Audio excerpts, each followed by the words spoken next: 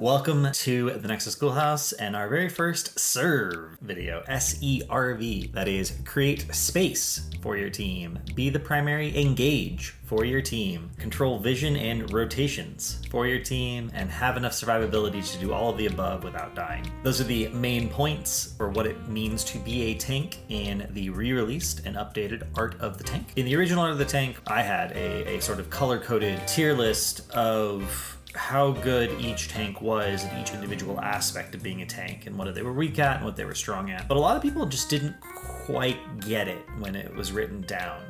They needed a visual. So to sort of support the re-release of the Art of the Tank, I'm going to be making a video on how each individual tank does those things. But the first one we're going to be doing is Anub'Arak. Now, there's a reason I picked this game in particular, and it's one moment where a noob does something to create space that only works for a noob. No other tank can do it. And it's actually really important that you use each individual tank's kit to the maximum. We defined this whole creating space and controlling vision rotations for your team as sort of a hide and seek thing. You're trying to find the enemy team without being found yourself. Being checked this bush for the noob player, which is a perfectly normal thing for me to do, because she might be getting ganked, right? If she were here alone, she would check the bush. It's not unusual. Slender is not alerted.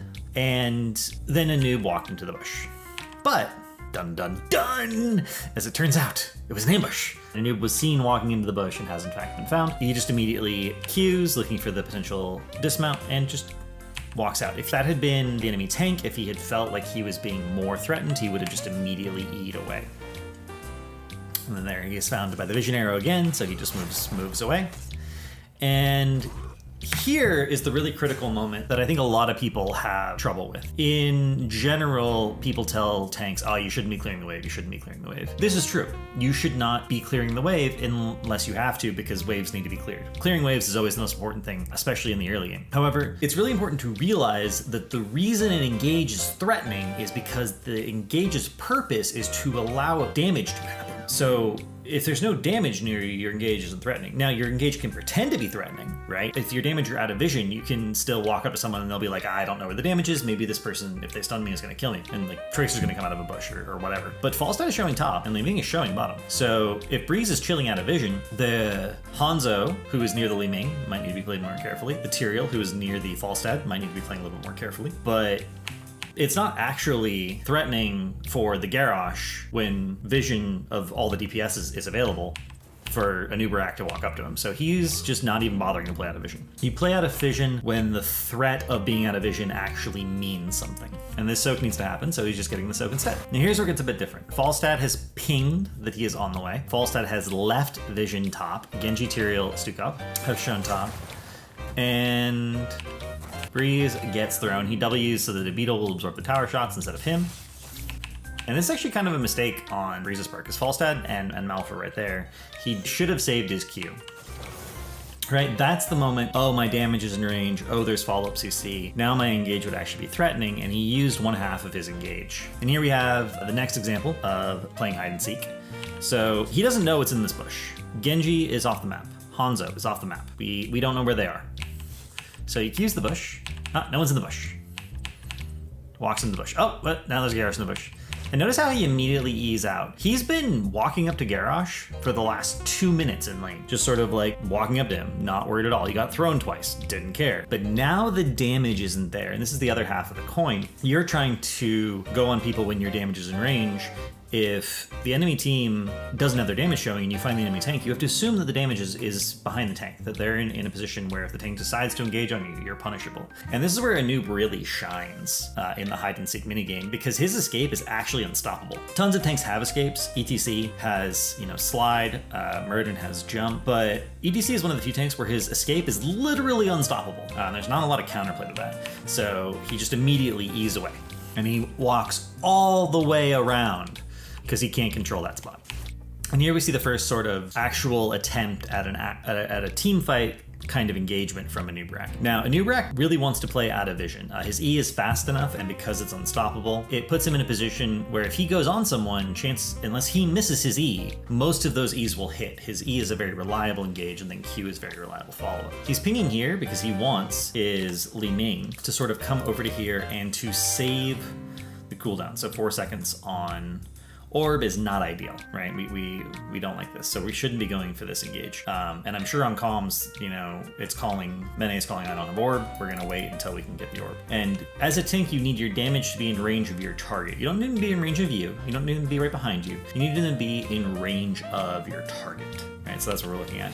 Unfortunately, this engage never happens because Malf gets caught by a Q and dies, and Anub'Arak just goes in looking for some potential peel maybe, but it doesn't happen. And that's life. Sometimes fights are over before you get to really start them. But you can see the very clear thought process involved. And there, Anub'Arak didn't have vision of Garrosh, didn't know if the DPS had all rotated up the bush. So rather than trying to walk through that area, he E'd under the wall. If your damage isn't there, you need to be very safe in rotations. Anub'Arak also gives you that advantage, and during that entire rotate, he was out of vision, which is another critical point. If you're out of vision during all your rotates, the enemy team doesn't know where you are. And here we see the first threat, right? This is the first real threat of an engagement. So Falstad has been pushing top all game. It's not weird for him to be stepping up to the Tyrael, because Tyrael has been being bullied by the Falstad all game. Having him here is not like unusual. That's the escape, right? That's Tyrael's Q out. Q is the primary escape for Tyrael. And here we have Breeze coming out of the bush with the E.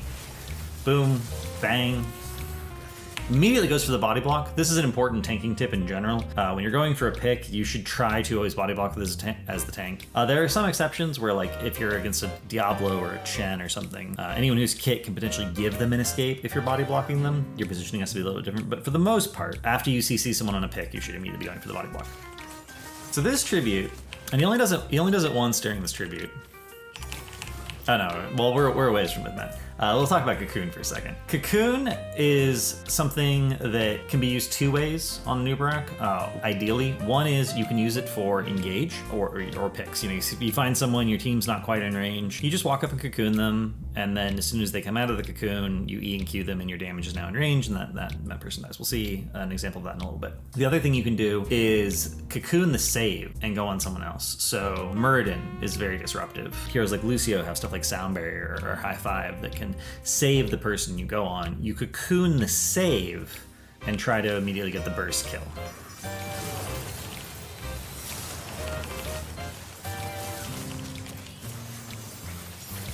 And see, it doesn't quite work out there because Sanctification and Silence did a lot, but that's fine. Save the tap. And here's the moment where Anub is in a little bit of a bind. Anub'Arak really can't play out of vision here. Normally Anub'Arak really wants to be playing out of vision and wants someone else on his team to get vision of the engaged target through some method, and he comes in on a flank and looks for that really good long range E. But that's not an option here. And so here's what he does. He Qs and Ws and then backs up. And those beetles give constant vision. And we're gonna see him do it again right here. See, he's like in the backline. He's not literally standing on top of his backline, but he is, like, in terms of distance from the enemy team, he is in the backline. And he's gonna walk up here and he's gonna W again, and that beetle's gonna go forward. And Anub, because he has a relatively fragile health pool, can't stand up to the enemy team and just be like, I'm right here, but I'm gonna put my body here and get vision of you so my team can poke you. That's not how Anub'Arak plays.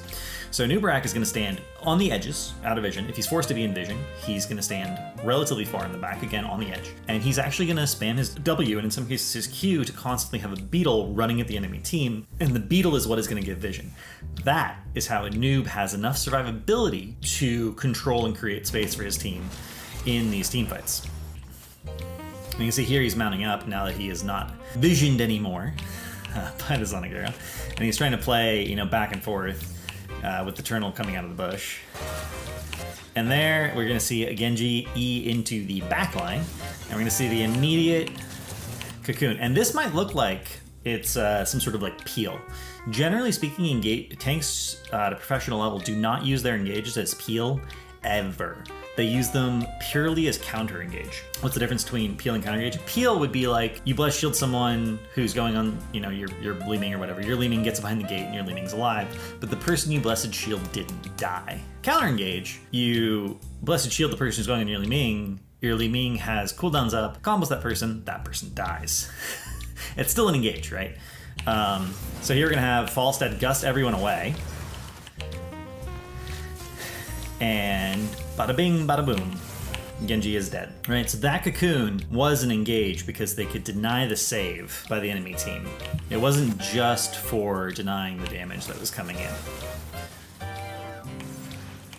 And obviously there's more to this game, but honestly, even though talents give him, resets at 16, he gets more damage at 13, he gets a rewind potential at 20, none of that fundamentally changes how you play Noob. So for the 4 points, you control and create space for your team by having a really strong engage and being out of vision and being a threat, or having one of your DPS be out of vision, because even in vision, your engage is that good and that reliable that you could just EQ onto someone. There's not a lot of great examples of it in this game, but you can also, if you're already face-to-face with someone, you can just QE them. Actually, the kill doesn't happen, but right here, Freeze just Qs and E's. This is totally reasonable. You can do that version of the engage as well if people walk right up to you. In fact, this is a really good way to fish for engages as Anub'Arak, because if you don't want to commit with your E, which again is a very good escape as well, you can try to Q someone, and if the Q hits, then you can E. It's not generally optimal because you generally have to do it in vision. It is the way I would prefer to do it if someone, for instance, face-checked a bush. I would prefer to Q and then E them. And you control vision rotations by having this ability to dismount, having this ability to escape with your E.